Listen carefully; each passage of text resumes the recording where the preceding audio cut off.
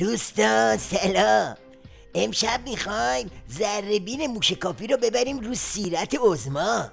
صورت عظما رو که داریم میبینیم، یعنی یه جای سالم روش نیست، کامل زدن کج و کلش کردن. حالا بریم ببینیم این سیرتش چیه که میگن قراره عوضش کنن. تدریجاً موضوع رو به این خواهند کشون که اصلاً نیروی قدس چرا تشکیل شده است، سپاه چرا تشکیل شده. خب این همون چیزی است که بنده بارها عرض کردم، این تغییر سیرت جمهوری اسلامی است. ممکنه صورت جمهوری اسلامی محفوظ بماند، اما از محتوای خود به کلی تهی بشود. دشمن این رو میخواد. رابطه بین سپاه و سیرت عظما رو که فهمیدیم، پس معلوم شد که یکی از کارهای سپاه پاسداران حفاظت از سیرت عظماست. حالا ببینم رأس سوم لاریجانیا، یعنی همون ممصادقشون، این سیرت خط خطی ولایت رو چطوری معنی کرده. این هشدارها رو همه ما مسئولین باید جدی بگیریم. نفوذ همیشه نفوذ آشکار مستقیم نیست. نفوذ همینه که ما فکر دیگری بکنیم، قالب فکریمون چیز دیگری باشه و این هشدارهای مقام معظم رهبری رو همه باید جدی بگیریم و نیان یه عده‌ای برای ما نسخه بنویسن که از بیخ و بن نظام جمهوری اسلامی رو چیز دیگری ترسیم کنن. این دیگه آب پاکی رو ریخت رو دست عظما.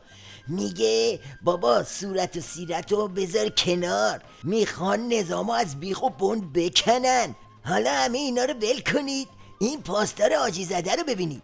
یکی در یک فقره پرت و بلاگویی کل تقصیرها رو میندازه گردن باند کوسه و میگه این اکبر کوسه و شیخ پریان که میخوان سیرت نظامو عوض کنن. اونها دارن مسئولین رو میترسونن، مسئولین رو از تهاجم نظامی میترسونن. ما نگرانیمون از درون کشوره، از داخله، از آقازاده هاست، از برادرزاده ها و خواهرزاده هاست، از کسانیه که روی تصمیم گیران و تصمیم سازان اثر میگذارن. ببین دوره این حرفای صدمنگ قاز گذشته. ترس تو نه از آقازاده هاست نه از برادرزاده ها، ترس تو از انبار باروتیه که تو درون کشور وجود داره و ثانیه شمارش همینطوری داره میره به سمت صفر.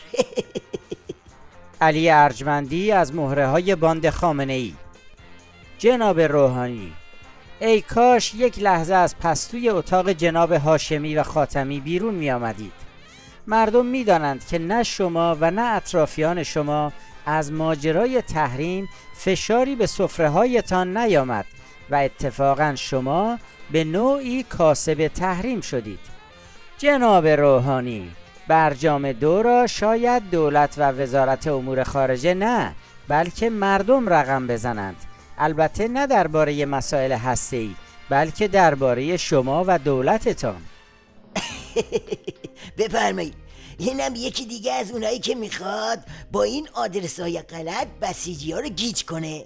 نه بابا این حرفا نیست. رفسنجانی رو چه به عوض کردن سیرت، اون بیشتر از همه فکر حفظ نظامه. منتها میگه اونجور که من میگم نه اونجور که خامنه میگه.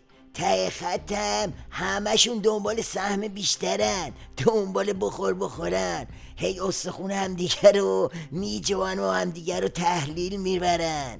بله اینجوری هست. فردا دوباره خدمت میرسیم. فعلا خدا نگهدار.